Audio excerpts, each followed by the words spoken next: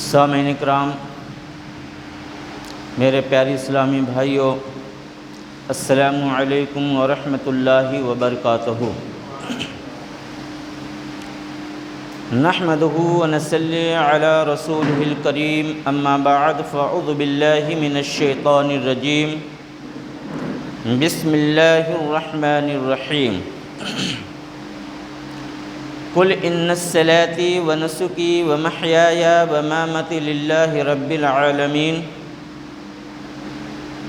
لا شریک له بذلک امرت وانا من المسلمین۔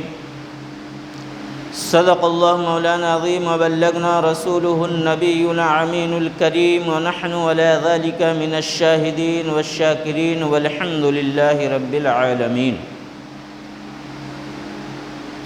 آئیے ہم اور آپ مل کر باواز بلند آواز درود پاک کے ہدیہ نچھاور کریں۔ ان اللہ وملائکتہ یصلون علی النبی یا ایہا الذین آمنوا صلوا علیہ وسلموا تسلیما۔ اللہم صل علی سیدنا سفینا مولانا محمد وبارک وسلم صلاۃ وسلاما علیک یا رسول اللہ صلی اللہ تعالی علیہ وآلہ وسلم۔ اللہ کے فضل اور کرم سے ہم اور آپ عید الاضحیٰ کے ایام سے گزر رہے ہیں۔ عید اس لیے کہا جاتا ہے کہ یہ بار بار لوٹ کر کے آتی ہے۔ عید اس لیے بھی کہا جاتا ہے کہ اللہ تبارک و تعالی کے انعام و اکرام، اللہ کے فیض و برکات اپنے بندوں پر لوٹ کر کے آتے ہیں۔ عید کے موقع پر، عید کے دن اللہ تبارک و تعالی اپنے بندوں پر خاص انعام و اکرام عطا فرماتا ہے۔ عید اس لیے بھی کہا جاتا ہے کہ مومن مسلمان کے لیے خوشیاں لوٹ لوٹ کر کے آتی ہیں، اور یہ عید قربا ہے، قربانیوں کی عید۔ قربانی کا فلسفہ کیا ہے؟ قربانی ہم کیوں کرتے ہیں؟ قربانی کی فضیلت کیا ہے؟ تو آپ کو پہلے بتایا جا چکا ہے کہ قربانی اب سے نہیں بلکہ پچھلے امتوں میں بھی قربانی تھی،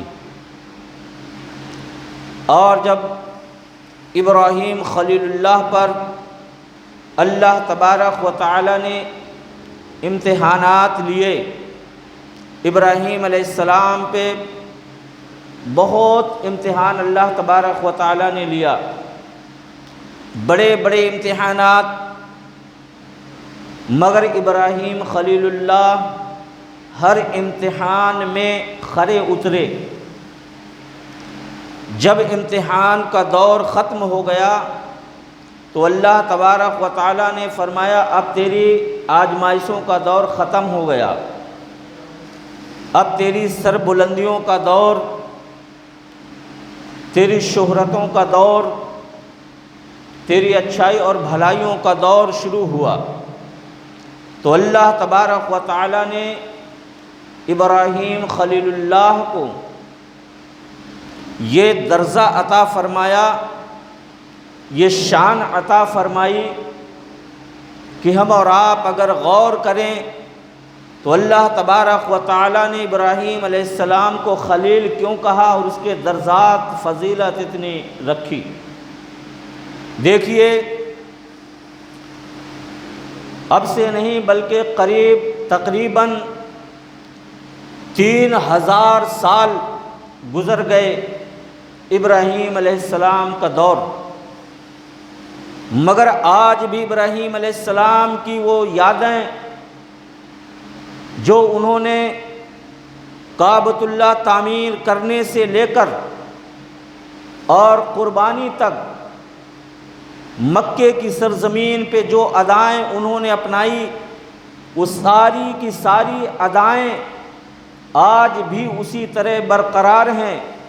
اللہ تبارک و تعالی نے ان کے درجات کو ایسا بلند فرمایا ہے، ایسا بلند فرمایا ہے کہ تا قیامت تک ہر مومن مسلمان ان کی اداؤں کو دہراتا رہے گا۔ کعبۃ اللہ کہ حج کے لیے دنیا کے کونے کونے سے مسلمان وہاں پہ جاتے ہیں، مگر آپ نے غور کیا کہ یہ ساری کی ساری ابراہیم علیہ السلام کی ادائیں ہیں۔ ابراہیم علیہ السلام اور ان کے فرزند حضرت اسماعیل علیہ السلام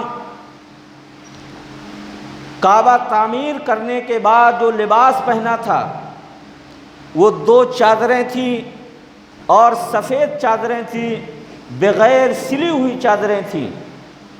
اللہ تبارک و تعالیٰ نے ان کی یاد کو برقرار رکھنے کے لیے حاجیوں کے لیے لازم کر دیا کہ جو بھی میرے گھر کا حج کرنے کے لیے آئے گا وہ 2 چادروں میں آئے گا، اور وہ بھی بغیر سلی ہوئی چادر پہن کر کے آئے گا۔ تو آج ہر حاجی 3000 سال گزر جانے کے بعد بھی جو بھی جس کونے سے، جس قبیلے کا بھی جس رنگ روپ کا شخص وہاں حج کرنے کے لیے پہنچتا ہے، وہ 2 چادر کے علاوہ اور کچھ نہیں پہن سکتا۔ اگر اس نے 2 چادر بغیر سلے ہوئے کے علاوہ اور کچھ پہنا تو اس کی حج قبول نہیں ہو سکتی، اس کی حج ہی ادا نہیں ہوگی، کیونکہ اللہ تبارک و تعالیٰ کو وہ ابراہیم خلیل اللہ کی ادا پسند ہے، وہی ادا حاجیوں کے لیے رکھ دیا۔ ابراہیم علیہ السلام نے اس وقت ننگے سر اللہ کی عبادت کی، تو آج ہر حاجی کپڑا تو پہنے گا مگر ننگے سر رہے گا، سر کو ڈھانک نہیں سکتا۔ اگر اس نے سر ڈھانک کر کے وہاں عبادت کی یا سعی کیا یا طواف کیا تو اس کا طواف قبول نہیں ہوگا۔ ابراہیم علیہ السلام نے اللہ تبارک و تعالیٰ کو اتنی پسند آئی کہ ہر ادا وہاں ہر حاجی اسے پورا ارکان حج میں شامل کر کے ادا کرتا ہے۔ حضرت ابراہیم خلیل اللہ کس دور میں پیدا ہوئے اور کس دور سے انہوں نے مقابلہ کیا ہے، مگر یہ اللہ کی مرضی تھی اور اللہ تبارک و تعالیٰ نے ان سے امتحانات لیے، ہر امتحان میں وہ کھرے اترے۔ اللہ تبارک و تعالیٰ نے ان کا امتحان لیا اولاد سے، اولاد میں کھرے اترے۔ اللہ نے ان سے امتحانات لیے دھن دولت سے، دھن دولت میں کھرے اترے۔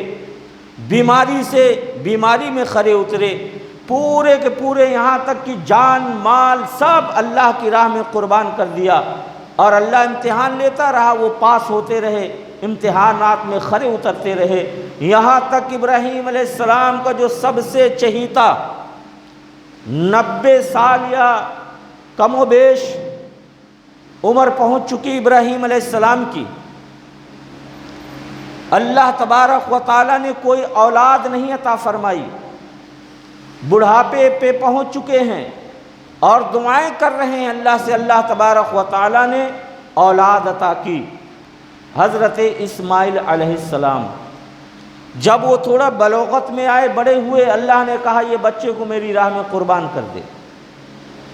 جو بچہ اکلوتا ہو، منتوں دعاؤں کے وجہ سے وہ پیدا ہوا ہو، اتنی عمر میں پیدا ہوا ہو، اس بچے سے کتنا لگاؤ، کتنی محبت، کتنی پیار ہوگا۔ مگر جب اللہ نے پوچھا کہ یہ بچے کو میری راہ میں قربان کر، ابراہیم علیہ السلام اپنے رب کی رضا پہ راضی ہو گئے اور اسے قربان کرنے کے لیے تیار ہو گئے۔ پورا بندوبست کر کے اسے بچے کو قربان کرنے کے لیے اللہ کی راہ میں پہنچ گئے، مگر اللہ کی مرضی نہیں تھی، وہ امتحان تھا۔ اللہ نے بچے کو بچا لیا اور دمبے کو ذبح کر دیا۔ یہ بہت بڑی لمبی داستان ہے، مگر بتانے کا مقصد یہ ہے کہ آج جو ہم قربانیاں کرتے ہیں، قربانی جو دیتے ہیں، ہمارا مقصد کیا ہونا چاہیے، آج ہمارا مقصد کیا ہوتا ہے، جس کی وجہ سے ہماری قربانیاں برباد ہو جاتی ہیں، قربانی ہی سر سے ہوتی ہی نہیں ہے، ایسی ہماری نیت اور کھوٹ رہتی ہے۔ قربانی کس مقصد کو کہتے ہیں، قربانی ہے کیا چیز؟ ہم نے قربانی سمجھا ہے صرف ایک جانور کو ذبح کر دینا، یہی قربانی ہے۔ نہیں میرے دوست، یہ قربانی نہیں۔ قربانی وہ ہے کہ اپنی خواہشات اور اپنی پسندیدہ چیز، اپنی فائدہ پہنچانے والی چیز کو بھی کسی دوسرے کے لیے قربان کر دینا، یہ بھی قربانی ہے۔ یہ قربانی ہمیں سکھا کیا رہی ہے؟ یہ قربانی ہمیں کیا بتا رہی ہے؟ یہ قربانی ہمیں ایثار کا درس دیتی ہے، یہ قربانی اخلاق اور محبت کا درس دیتی ہے، یہ قربانی انسانیت کا درس دیتی ہے، یہ قربانی بھائی چارے کا درس دیتی ہے۔ صرف بکرا ذبح کر دینا ہی نہیں، جانور کو ذبح کر دینا ہی نہیں قربانی، بلکہ اپنے نفس کو بھی، اپنی خواہشات کو بھی، اپنے فائدے کو بھی کسی دوسرے انسان کے لیے قربان کر دینا، اپنے فائدے والی چیزوں کو بھی قربان کر دینا، یہ قربانی ہمیں احسار سکھاتی ہے۔ جیسے آج ایک انسان کے لیے اس کے پاس کوئی ایسی چیز ہے جو اسے ایک کو ہی فائدہ پہنچا سکتی ہے، مگر اسے ضرورت ہے کہ وہ اپنے خاندان والوں کو ضرورت ہے خاندان پہ قربان کر دے، تو اپنے فائدے کو نہ دیکھتے ہوئے اپنے فائدے کو قربان کر کے خاندان والوں کے لیے قربان کر دے۔ اگر کوئی ایسی چیز ہے جو کوئی ایسا فائدہ ہے جو قبیلے کو فائدہ پہنچا سکتا ہے، تو خاندان کی ضرورت کو قربان کر کے قبیلوں والوں پہ قربان کر دے، قبیلے والوں کو فائدہ پہنچائے۔ اگر کوئی ایسی چیز، ایسی شے ہے جو ہمارے ملک اور ملت کو فائدہ پہنچا سکتی ہے، تو قبیلے کے لیے قربانی دے دے قربان کر کے، اور اپنے ملک اور اپنی قوم کے لیے وہ کام مہیا کر دے۔ مگر جب کوئی ہمارا قوم و ملت کے لیے اور ملک سے بھی زیادہ اگر انسانیت کو ضرورت پڑ جائے، تو ملک و ملت کو بھی قربان کر کے انسانیت کے لیے آگے بڑھ جائے، اور انسانیت کے لیے وہ آگے بڑھ کر کے وہ کام کرے، یہ احسار ہے۔ جب انسانیت سے بھی زیادہ، ملک و ملت سے بھی زیادہ، قوم سے بھی زیادہ، خاندان سے بھی زیادہ، قبیلے سے زیادہ، اپنے آپ سے زیادہ جب کوئی موقع آ جائے اور وہ موقع ہے اپنے رب کی راہ میں قربان کرنا، تو اب وہ کسی کو نہ دیکھے اور سچے دل سے عاجزی کے ساتھ، خشوع اور خضوع کے ساتھ اللہ کی راہ میں وہ قربان کر دے۔ اب اللہ سے بڑھ کر کے اور کوئی نہیں۔ تو یہ قربانی ہمیں یہ درس دیتی ہے کہ صرف جانور کو ہی ذبح کرنا قربانی مت سمجھو، بلکہ قربانی ہمیں سکھا کیا رہی ہے؟ احسار سکھا رہی ہے، ہمیں اخلاق اور محبت سکھا رہی ہے، ہمیں عاجزی سکھا رہی ہے، اور یہ قربانی ایک جذبہ ہمیں، ہمارے دلوں میں جذبہ پیدا کرنا چاہتی ہے۔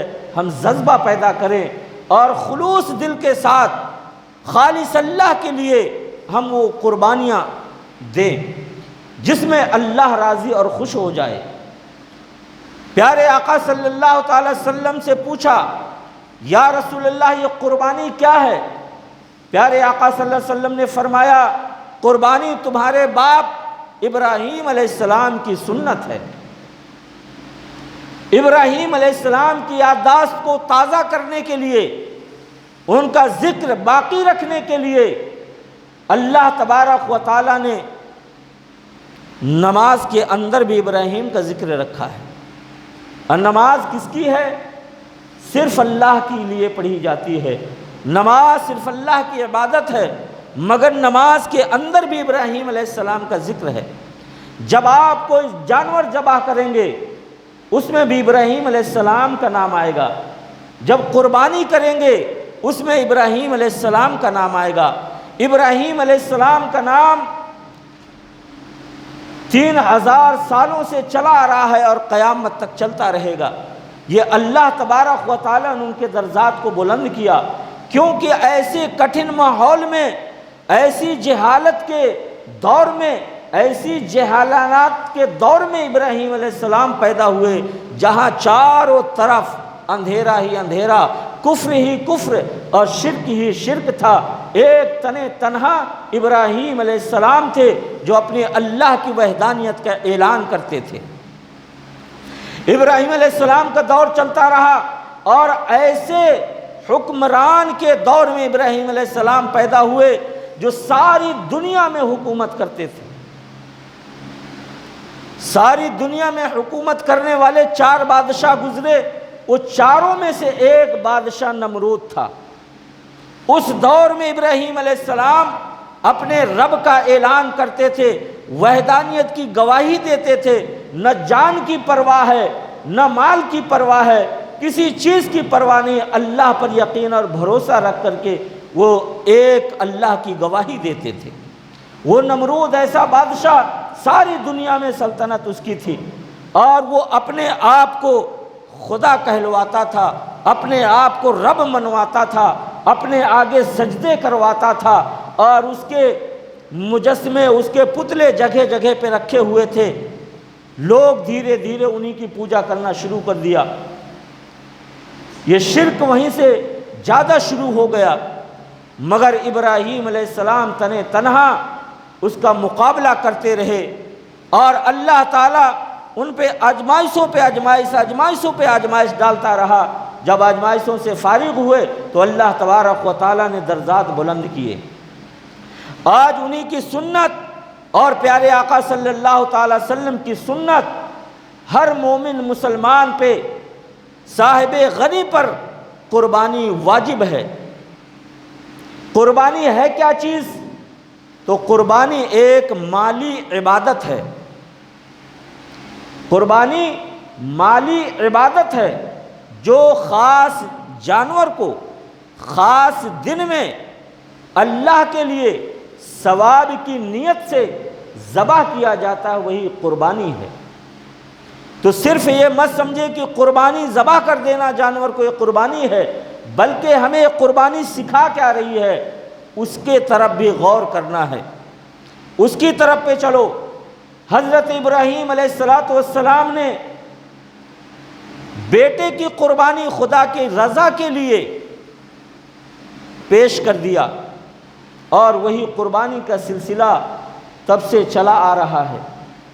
آج ہم اور آپ قربانی دینے میں بہت دیر کر دیتے ہیں، قربانی دینے کے لیے سوچتے رہتے ہیں، قربانی دینے کا مسئلہ ہمیں سمجھ میں نہیں آتا ہے۔ اللہ کے لیے آپ حضرات معلومات کیجئے، قربانی ہے کیا چیز، قربانی کس کے اوپر واجب ہوتی ہے۔ 1400 سال سے یہی مسئلہ آپ کو سمجھایا بتایا جا رہا ہے، مگر قربانی کا مسئلہ سمجھ میں نہیں آ رہا ہے۔ قربانی کا جو طریقہ آپ کو بتایا جاتا ہے یہ سمجھ میں ہی نہیں آتا۔ اتنے دنوں سے آپ کو مسجدوں میں، مدرسوں میں، جلسوں میں، ہر جگہ آپ کو یہ سمجھایا بتایا جاتا ہے، مگر قربانی کا مسئلہ سمجھ میں نہیں آ رہا ہے، اور ایک دم آسان ہے مگر پھر بھی سمجھ میں نہیں آتا۔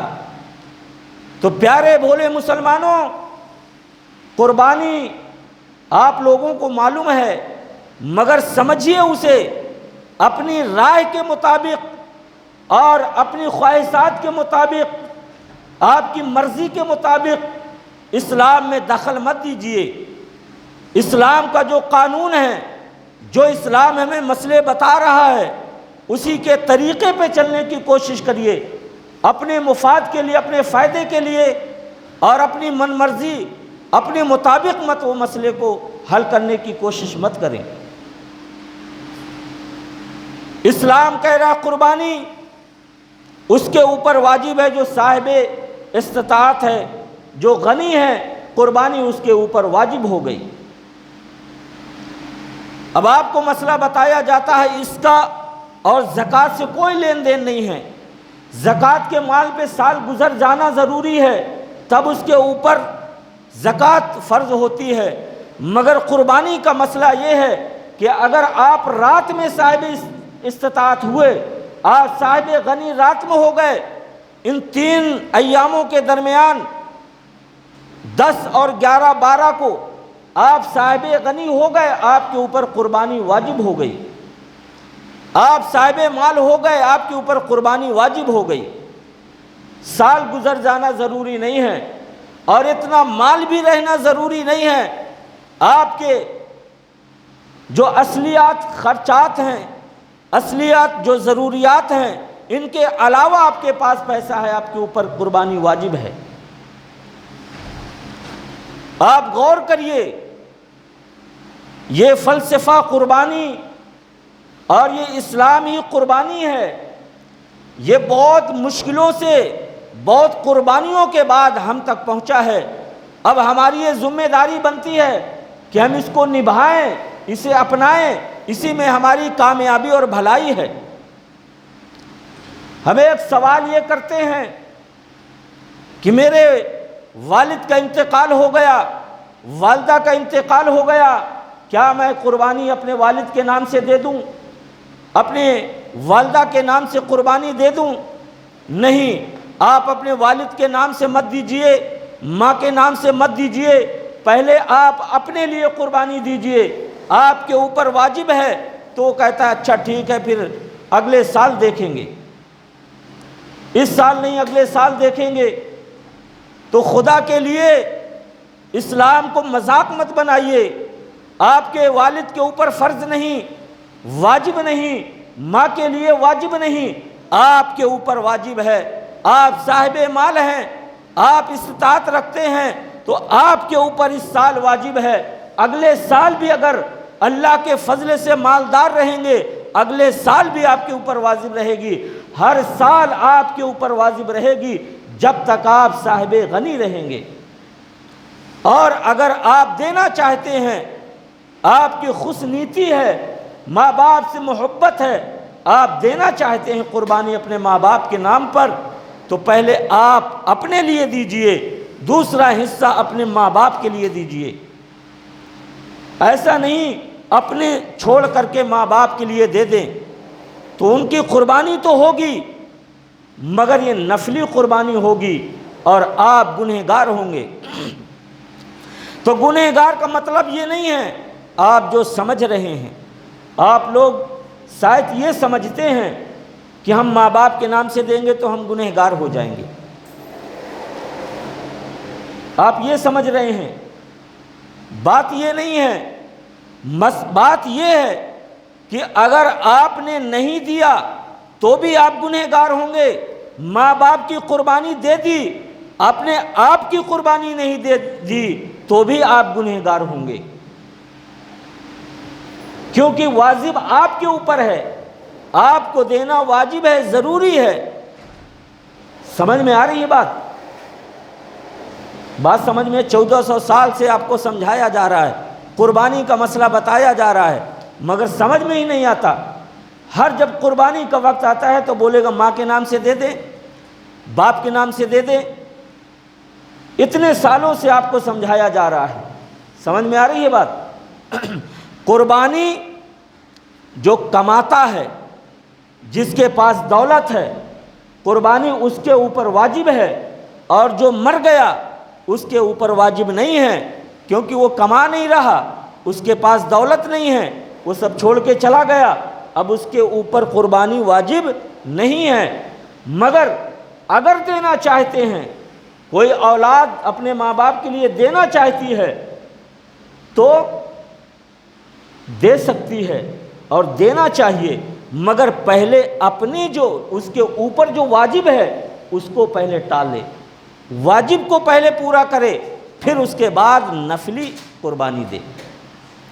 تو جیسے ایک بندہ ہے، ایک بیٹا ہے، اور وہ اپنے نام سے اپنے باپ کی قربانی دینا چاہتا ہے، تو پہلے وہ اپنے نام کی قربانی دے گا کیونکہ واجب اس کے اوپر ہے، پھر اپنے باپ کے اور ماں کے نام سے دے گا۔ یہ قربانی واجب نہیں، یہ نفلی قربانی ہے، یہ نفلی ثواب ان کو ملے گا۔ مگر آپ نے واجب چھوڑ کر نفل کو دیا کیونکہ ان کے اوپر واجب نہیں ہے، تو آپ گنہگار ہوں گے اس وجہ سے کہ آپ نے اپنی نفلی عبادت کو چھوڑ دیا۔ اور اگر ہم یہ چاہیں کہ چلو اس سال ہم ماں کے نام سے بھی نہیں، باپ کے نام سے بھی نہیں، اپنے نام سے بھی نہیں، تو بھی آپ گنہگار ہوں گے۔ ماں باپ کو دینے سے گنہگار نہیں ہوتے، واجب کو چھوڑنے سے گنہگار ہوتے ہیں۔ سمجھ میں آئی بات؟ آپ اچھے سے سمجھیے، قربانی صاحب مال کے اوپر واجب ہو گئی، اب وہ آدمی 1 بھی دے سکتا ہے، 10 بھی دے سکتا ہے، مگر پہلے اپنے نام سے دے گا۔ پہلے بولے تو 1 سال پہلے نہیں، یعنی اس کا نام بھی رہے گا اور اس کے بعد اپنے پورے خاندان کا نام بھی جوڑ لے، سب کے نام سے قربانی دے دے تو بری ہے۔ اور اپنا چھوڑ کر کے سب کے نام سے دے گا تو سب کی قربانی تو نفلی ہو جائے گی مگر اس کی واجب چھوٹ جائے گی، تو واجب چھوڑنے سے گنہگار ہو۔ تو آپ سبھی قربانی دیجئے، سمجھ کر کے دیجئے۔ بڑے بڑے لوگ ہیں، بڑے بڈھے لوگ، عمر دراز، اپنی قربانی نہیں دے کر میری نانی کے نام کی قربانی ہے، میرے دادا کے نام کی قربانی ہے، جو ان کے اوپر قربانی ہے ہی نہیں۔ اگر آپ دے رہے ہیں، آپ صاحب مال ہیں، تو یہ قربانی ان کے لیے نفلی ہے، پہلے آپ اپنے لیے دیجئے۔ آپ اس جمعے سے آپ بری ہو جائیے، اللہ کی رضا کے لیے، اللہ تبارک و تعالیٰ کے لیے قربانی کیجئے۔ اللہ رب العزت فرماتا ہے قُلْ إِنَّ الصَّلَاةِ وَنُسُكِي وَمَحْيَايَ وَمَمَاتِي لِلَّهِ رَبِّ الْعَالَمِينَ۔ اے محبوب آپ فرما دیجئے میری نمازیں، آج جو ہمارا نیت جو ہماری بنتی ہے وہ نیت سے آپ باہر آ جائیے، احسار کیجئے، خالص اللہ کے لیے ذبح کیجئے، قربانی صرف اللہ کے لیے۔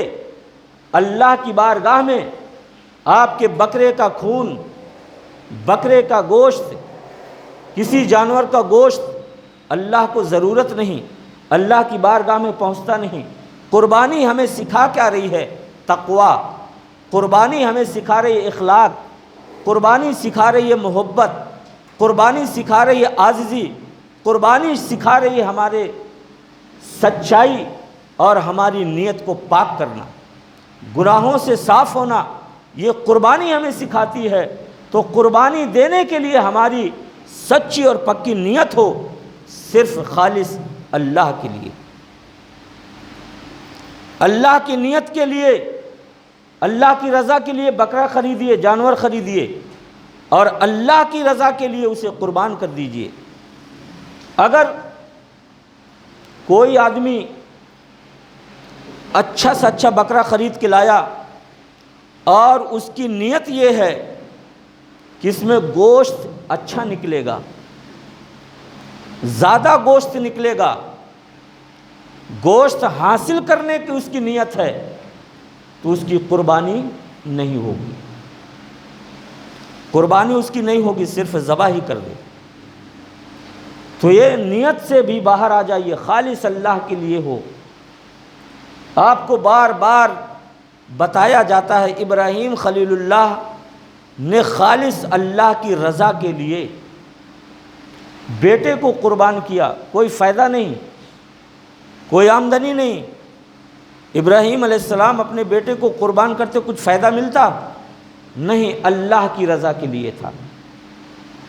اور ایک روایت میں یہ بھی آتا ہے کہ ابراہیم علیہ السلام لکڑیاں بھی لے کر کے گئے تھے کہ بچے کو ذبح کروں گا اور آگ لگا دوں گا۔ باپ کا جگر دیکھیے، جو باپ بیٹے کی تکلیف کو برداشت نہیں کر سکتا، سر کے درد کو برداشت نہیں کر سکتا، فوراً اس کا علاج کرواتا ہے، مگر ابراہیم علیہ السلام کا دل جگر یہ نہیں ہے کہ ان کا دل بہت سخت تھا، نہیں، اللہ کی رضا کے لیے تھا۔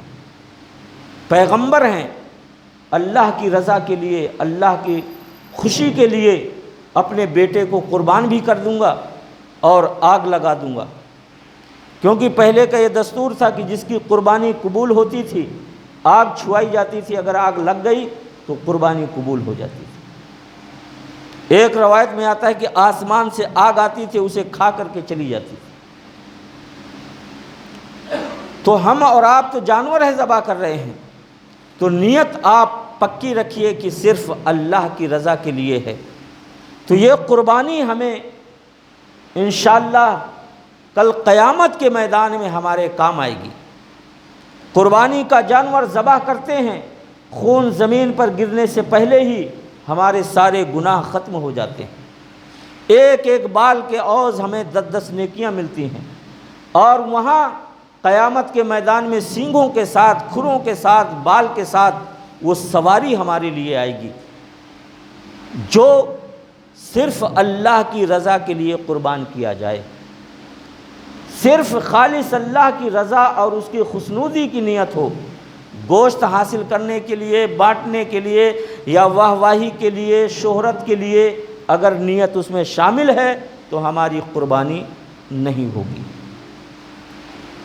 گایوں میں آپ 7 حصے لیتے ہیں، 6 آدمی کی نیت ہے قربانی دینے کی، اور 1 آدمی کی نیت ہے گوشت آئے گا، بکرا گھر میں ذبح کر رہے ہیں اور گائے میں حصہ لے لیتے ہیں تو گوشت آ جائے گا اور وہ گوشت کو بانٹ دیں گے یا کچھ اور کام میں لائیں گے، گوشت حاصل کرنے کی اس کی نیت ہے، اور 6 آدمیوں کی صرف قربانی کی نیت ہے اور 1 کی ہے گوشت حاصل کرنے کی، تو وہ 7 کی قربانی بیکار ہو جائے گی، اور وہ 7 کی قربانی نہیں ہوگی۔